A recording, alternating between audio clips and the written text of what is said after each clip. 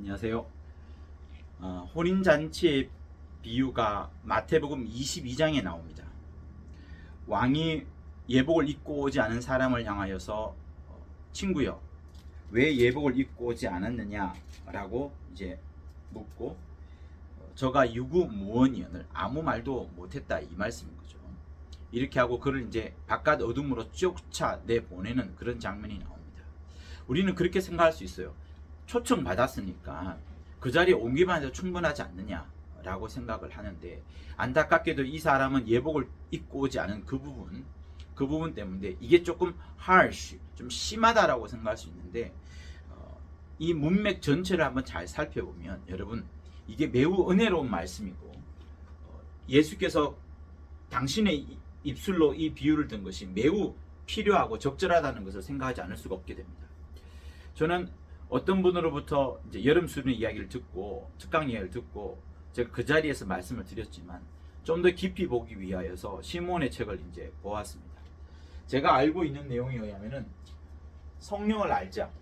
네. 성령을 알자.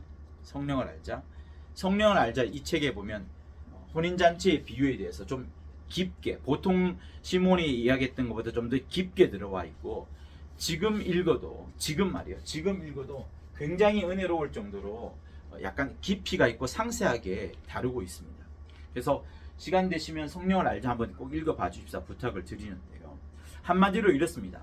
과연 예복이 무엇인가 하는 그 부분인데, 예복에 대해서 시므온은 주 예수 그리스도로 옷을 해 입어라 라는 로마서 13장 14절인가에 나오는 말씀을 이야기하시면서 예수 그리스도의 공로만으로 옷을 해 입고 천국에 들어와야 된다, 이 마태복음 22장에는 혼인잔치에 들어와야 된다, 이 이야기를 하고 있습니다.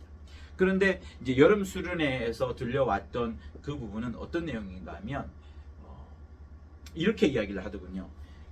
왕이 초청을 했으니까 그 왕의 초청을 따라서 혼인잔치에 들어온 것만 해도 내가 은혜다, 이 큰 은혜를 받았는데, 이 은혜에다가 이제 예복을 입고 와야 되는데, 그 예복을 이제 좀 지저분하고 땀투성이에 잔치에 맞지 않는 그런 예복을 입고 왔기 때문에 쫓김을 나갔다, 이렇게 하면서 초청을 받은 각자가 예복을 잘 준비해서 가장 깨끗하고 가장 멋진 옷으로 준비해야 된다, 이렇게 말씀하고, 또 후반부에는 이렇게 이야기했다고 해요.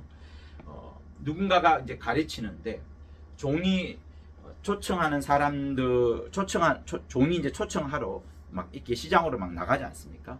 그 사람들을 초청할 때에 종은 분명히 그 사람에게 가장 깨끗하고 가장 아름답고 혼인잔치에 맞는 옷을 찾아서 준비해서 해 입고 오십시오 라고 말을 했는데, 이 사람이 이제 쫓겨나게 되는 그 장면을 보게 되면서 굉장히 초청하러 갔던 종이 굉장히 마음이 안절부절했을 것이다, 이렇게 이야기를 하고, 지금 가르치는 사람은 이 안절부절한 마음 때문을 없애기 위해서라도 사람들한테 잘 가르쳐서 꼭 좋은 예복, 아름다운 예복, 착한 행실이 있는 그 예복을 입고 오도록 가르치고 있다, 이제 이렇게 말들을 합니다.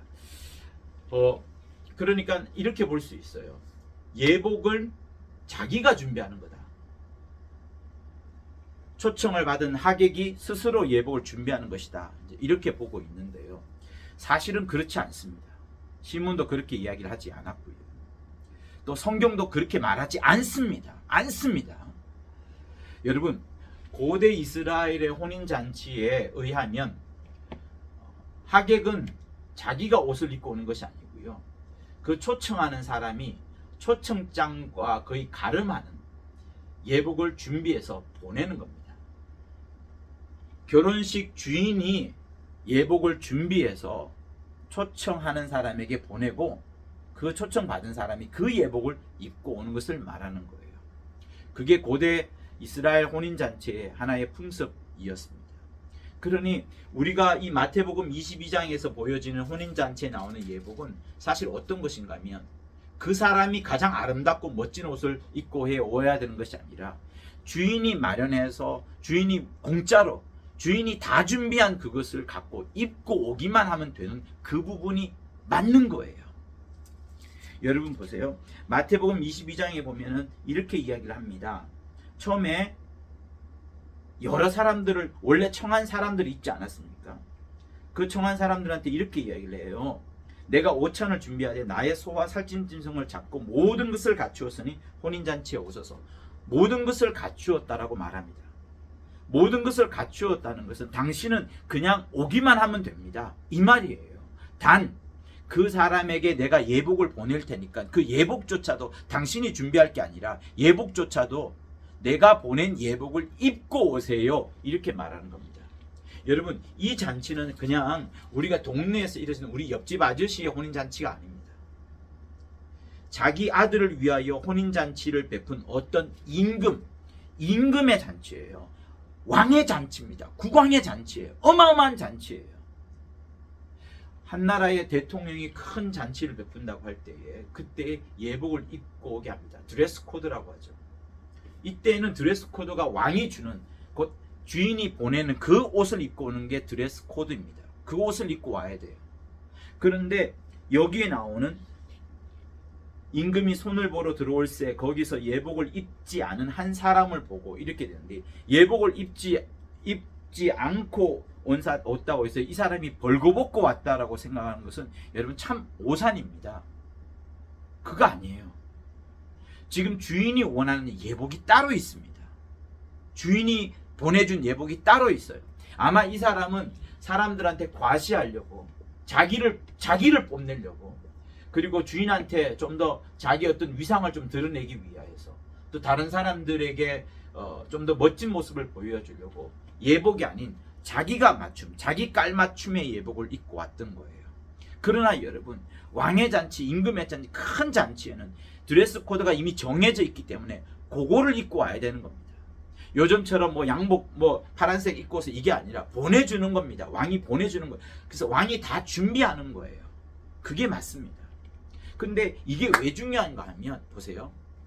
예복을 자기가 준비해야 되고 자기가 사야 된다고 하면, 그 특강할 때 하셨던 목사님의 말씀처럼, 아니 내가 왕으로부터 은혜를 받아서, 초청을 받아서 온 것은 은혜다, 당신으로부터 은혜 받아서 왔는데 뭐 굳이 이 옷까지 입고 해 와야 되느냐, 옷까지 입고 와야 되냐, 가난한 내가 무슨 옷이 돈 살 돈이 있다고 그러냐, 돈도 없는데 무슨 옷을 살 게 있다고 하느냐, 그럼 나한테 돈 보내서 옷까지 사라고 하든가, 그까지 돼야지 은혜라고 하는 거지, 이게 무슨 은혜냐라고 이렇게 따진다고 하거든요. 그러니까 이건 역시도 여러분 옷을 자기가 준비해 오는 것으로 알고 있는데 이거 착각입니다. 잘못 알고 있는 거예요. 왕이 모든 것을 준비하는 겁니다. 왕이 준비해서 그 사람에게 보낸 거예요. 근데 이 사람이 옷을 입고 오지 않은 겁니다. 벌거벗고 온 것이 아니라 자기 과시, 제가 자기 과시라고 말하고 자기 자랑이라고 말하고 자기보다 좀 더 다른 사람보다 좀 뽐내려고 하는 그 이유가 있습니다. 왜 그런가 하니 여러분, 우리가 하나님 나라에 들어가는 것은 내 예복을 입고 들어가는 게 아니에요. 보세요. 여기도 잘 나오는데 처음에 보냈던 사람들이 이제 오지 않지 않습니까? 그리고 오라고 했는 사람들한테 다 종들을 잡아 능욕하여 죽이고 심지어 아들까지도 죽이는 그 사건이 있다가 지금 요 혼인잔치에 예복 입지 않고 온 사건이 함께 연결되어 있는 거예요. 그렇죠? 그러면 보세요. 먼저 초청한 사람을 일단 배제하고라도 이후에 이제 막 시내 거리에서, 사거리에서 길 가는 대로 사람을 막나 초청하지 않습니까? 보세요. 이때 초청받은 사람이 선한 사람이 초청받았을까요? 악한 사람이 초청받았을까요? 상관없습니다. 악인이든 선인은 상관없어요. 그러니 우리의 판단 기준에 있는 악과 선을 초월하는 왕의 초청이 지금 여기 있는 거예요. 악과 선을 초월하는 왕의 초청, 우리의 선과 악을 판단하는 것을 넘어서는 초청이, 은혜가 여기 있는 겁니다. 그죠? 그렇다면 여기에는 저는 이런 생각을 해봤습니다. 제가 한번 뽑아봤는데요. 노숙자 당연히 포함되겠죠. 또 청년 실업자 포함될 것이고, 뭐 외국인 노동자, 과부, 고아, 뭐 소위 말해서 자기가 예복을 준비할 수 없는 사람들, 예복 준비할 돈도 없는 사람들, 그런 사람들이 여기 잔뜩 포함되어 있을 겁니다. 근데 왕은 이미 한번 거절을 당한 바가 있어서 사거리에 나가서 사람을 초청할 때는 아무나 다 오라는 겁니다. 초청을 받은 자만 오라는 거예요. 그리고 그 초청받은 자에게 입고 올 옷을 준비를 해주는 겁니다. 그 사람은 그 옷을 입고 오면 되는 거예요. 근데 그 사람은 그 옷을 입고 오지 않았던 겁니다. 그 옷이 무슨 옷입니까? 그리스도의 옷을 말하는 거예요. 그리스도라는 옷을 말하는 거예요. 예수의 피 뿌리진 그 옷을 말하는 겁니다. 그런데 이 예복을 자기가 준비한다? 그러면 많은 부분이 오해가 되게 됩니다. 마치 믿음 이외에 또 다른 것을 요구하게 되는 그런 것으로 변질될 수가 있어요. 아까 그러지 않았습니까? 아니 내가 무슨 돈이 있어서 돈도 없는데 옷을 해 입고 오느냐. 또 초청하러 간 종이 제발 집에서 가장 예쁜 옷을, 가장 아름다운 옷을 해 입고 오세요. 이렇게 말하지 못해서 참 쫓겨난 그 사람한테 미안하고 자기도 안절부절했다고 하는데 그게 아닙니다, 여러분.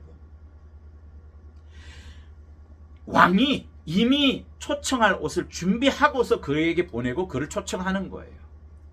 이것은 무엇을 말하냐면 우리의 신앙생활이라는 것은 오직 예수 그리스도로 옷을 입고 예수 이외에 하늘나라에 들어갈 수 있는 방법은 조금도 없다는 것을 말하는 거예요. 그러면서 어떤 사람이 이제 선행, 착한 행실을 이제 요청하기도 하는데요. 여러분 그것은 이렇습니다.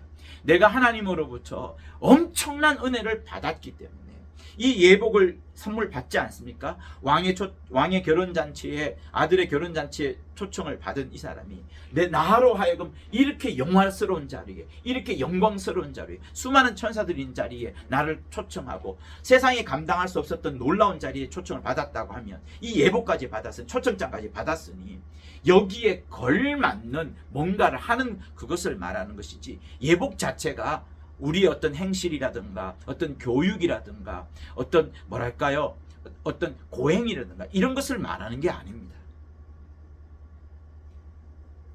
그 목사님은 이렇게 이야기를 하더군요. 우리가 교육을 잘 받아가지고 사람의 지도를 받아서 우리 행실을 바꿔 나가야 된다. 또 이렇게 말을 하고, 또 아니면은 지속적인 회개를 통해서 요거는 내가 틀렸으니까 끊고 회개해서 끊어버리고, 또 요것도 회개해서 끊어버리고, 회개해서 끊어버리고, 이렇게 해서 점점점 변화되어 가자, 이제 이렇게 이야기를 하는데, 여러분 회개를 통해서 우리가 변화되는 게 사실 아닙니다. 여러분 무엇이 가장 중요한 줄 아십니까? 우리에게 율법을 준 것이 아니라, 우리에게 회개하라고 촉구하는 것이 아니라 생명의 성령의 법, 우리를 자유케 하는 생명의 성령의 법, 그 은혜가 너무나도 크기 때문에 그 은혜로 말미암아서 내 삶이 바꾸어져 가는 것을 말해요. 그래서 진짜 열심, 진짜 수고, 진짜 변화, 진짜 찬양을 하는 거예요. 내가 그냥 억지로 찬양하라 그래서 찬양하는 게 아닙니다. 내가 어떤 사람으로부터 지도를 받아가지고 하기 싫은데 억지로 하게 되는 거, 겨우 하게 되는 거, 교회에서 어떤 보여지기 위해서 하게 되는 거, 이런 거 아닙니다. 내 안에 아무도 없다 할지라도 생명의 성령의 법이 내 안에서 그 은혜가 너무나도 크기 때문에, 그 은혜의 지평이 너무나도 크기 때문에, 그 은혜의 강이 너무나도 크기 때문에 내 삶이 바꾸어져 나가는 것을 말해요. 자연스레 열심히 나타나고, 자연스레 수고가 나타나게 되고, 자연스레 하나님을 찬양하게 되고, 자연스레 내 삶의 변화가 일어나게 되는 그 부분을 말하는 겁니다. 내 노력으로, 내 수고로 되는 것을 말하는 것이 아니에요. 예복은 내 수고와 내 노력으로 뭔가를 이루어가는 그것을 말하는 게 아닙니다. 그리스도의 옷을 입는 거예요. 그리스도의 옷을. 여러분 그리스도의 옷을 입은 그 사람은 이 혼인잔치에 와서 아들도 모르고 아버지도 모르고 그렇게 그냥 막 음식을 막 개걸스럽게 하부작 먹고 한 이런 사람이 아닙니다. 이미 그 어마어마한 옷을 받았을 때부터 도대체 이 사람은 누군지, 이 사람의 아들은 누군지 너무나도 잘 알게 되고, 그에 비해서 사거리에 떠돌고 있던 자기 같은 신분이 너무나도 비천한 자인 줄 알기 때문에, 아무 공로 없는 죄인이라는 자가 알기 때문에, 그 은혜가 너무나도 크기 때문에, 빛처럼 생명처럼 너무나도 크기 때문에 자기 삶을 자연스레, 다시 말하면 생명의 성령업으로 자유롭게 하는, 나에게서 자유롭게 하는 그것으로 인하여서 나를 바꾸어 나가게 만들어가는 것을 말하는 거예요. 그게 바로 예복입니다. 그래서 여러분 세마포 있죠. 그리고 착한 행실이죠. 그건 역시도 여러분 어떤 성도가 해야 되는 어떤 고귀한 무엇을 말하는 게 아닙니다. 우리의 도덕이나 율법이나 윤리나 이런 것을 말하는 게 아니에요. 그것도 제가 나중에 한번 설명을 드리겠습니다. 그 세마포와 성도의 착한 행실이 과연 무엇을 말하는지에 대해서 말씀해 드릴게요. 여러분, 그러므로 우리는 혼인잔치에 내가 바늘 한 땀이라도 엮어내었던 그 옷을 입고 가는 게 아니에요. 완전하게 그분이 내게 만들어주신 그 옷을 입고 가는 거예요. 그 옷을 입고 가는 그것이 가장 중요합니다. 내 손에 축의금이 들을 수 있을 수가 있고 또 다른 선물이 들을 수도 있습니다. 그러나 그것은 내가 받은 그 사람의 초청에 따른 그 사람의 은혜가 너무나도 크기 때문에 가져가는 것이지, 이게 중요한 게 아니에요. 가장 중요한 게 뭐라고요? 그 사람이 입어야 될 주인이 보내주신 예복을 말하는 겁니다. 그러니 주인이 보내주신 예복은 여러분 보통으로 만든 게 아니에요. 어마어마하게 만드는 겁니다. 사실 이 세상에 어떤 것보다도 더 소중하게, 이 세상 모든 것을 다 주고라도 살 수 없는 만큼 가장 소중한 것으로 그 예복을 만드는 거예요. 그렇게 정성스럽게 만든 예복이기 때문에 그 예복을 입고자 않았다면 어떻게 되겠습니까? 벌거벗었다는 수준으로 여러분 그렇게 하찮게 이 구절을 보지 마세요. 벌거벗어 온 게 말하는 것을 아닙니다. 그 사람이 자기를 뽐내려고 자기 예복을 입고 온 거예요. 자기를 자랑하고 내가 이만큼 열심히 해서 내 업적은 이 정도야, 내가 수십 년을 신앙생활을 해와서 이런 것들을 갖고 자기 면류관을 갖고 나아갔을 때 예복을 입고 오지 않은 케이스가 되는 겁니다. 왕이 지금 준비한 거예요. 국왕이 준비하는 겁니다. 동네 혼인잔치가 아닙니다. 어마어마한 잔치에 이미 왕이 다 준비한 것을 입고 오는 거예요. 그러니 귀족이라 할지라도 자기 뽐내는 것으로 입고 왔을 때는 여러분 맞지 않는 겁니다. 왕이 준비한 것을 입고 와야 되는 것을 말하는 거예요. 그게 바로 여기서 말하는 예복인 겁니다. 그래서 여러분들이 정말 예수 그리스도로 옷을 입고 생명의 성령의 법으로 자유하여서 정말 진짜 열심, 진짜 쓰고 진짜 변화, 진짜 찬양을 드리는 여러분이 되실 것을 예수 이름으로 부탁을 드립니다. 할렐루야. 하나님 아버지, 주 예수께서 우리에게 당신의 혼인잔치로 초대하기 위하여서 멋진 예복을 우리에게 보내주셨는데 그 예복보다 더 나은 것, 그 예복보다 더 못한 것 다 내려놓고 오직 당신이 보내준 예복, 그리스도 그 피의 값주고 산 옷을 입고 오는 정말 신령한 자들 다 돼요. 성령 충만한 자들이 다 돼요. 하나님을 진정으로 기쁘게 한 자 될 뿐만 아니라 내 삶에서 삶의 변화나 삶의 행실이 목표가 아니라 내가 당신의 은혜가 너무나도 크다 보니까 그 변화가 나타나게 되는 진정한 변화, 진정한 구원, 진정한 수고, 진정한 행실, 참 찬미가 나타나는 우리 모두가 되도록 도와주시옵소서. 예수 이름으로 기도했습니다. 맞습니다.